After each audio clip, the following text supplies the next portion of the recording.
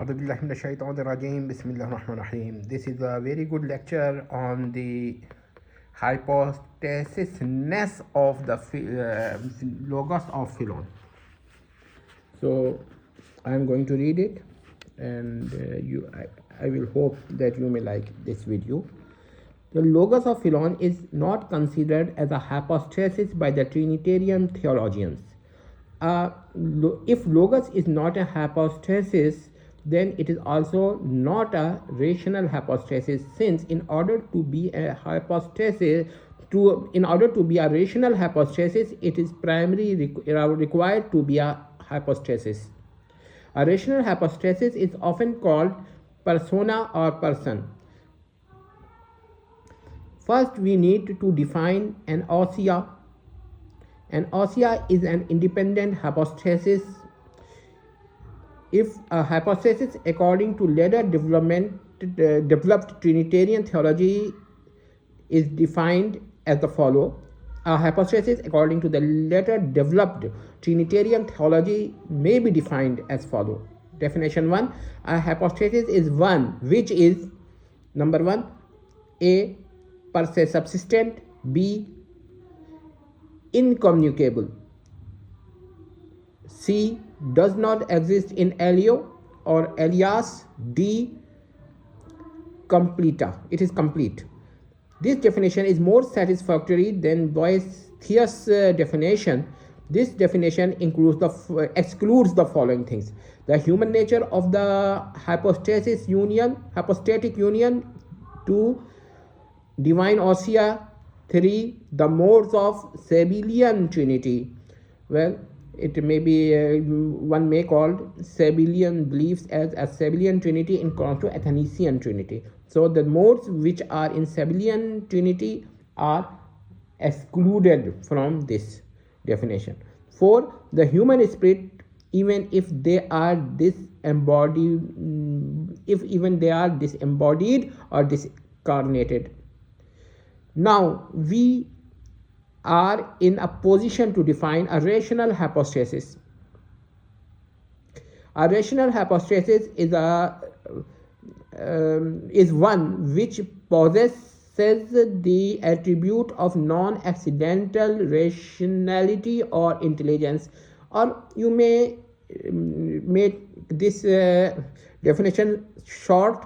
A rational hypostasis is one which possesses the non-accidental rationality or intelligence. I think that's more precise.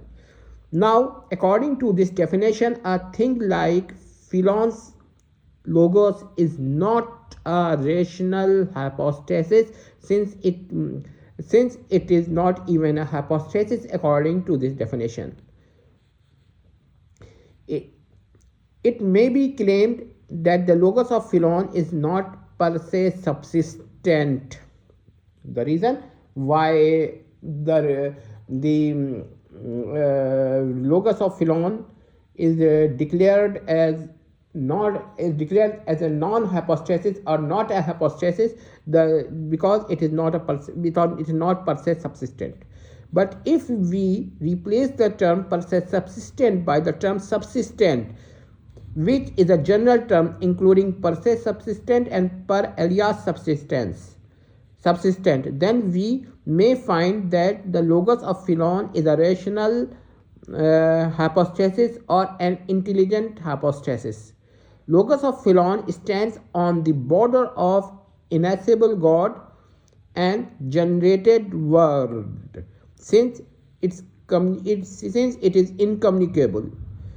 The attributes like firstborn, son, archangel, second divinity or second God, ambassadorship, Sophia, etc., are sufficient to prove it as a rational hypostasis or an intelligent hypostasis. If we change the definition of the hypostasis by dropping the term per se subsistent and putting the term subsistent in place of it, which is more general, and it include per se and per alias. Nota bene, the hypostasis of Philon is not an accident, and hence it is not held by any ousia as an accident. So what I want to say, that according to the later developed Trinitarian theology, the Logos of Philon is not a rational hypostasis. But if we change the definition and we may look it more deeply, we may find it that it is a hypostasis if the definition is slightly broadened. However, independent of later developed theologies, we may say that there is close approximation between the Logos of Philon and Logos of John or John. Thank you. You may see the lecture. However, there are some mistakes which I have corrected by reading the lecture. For an example, there is something missing here, that in order to be a rational hypothesis, which I have missed here, so I will write it.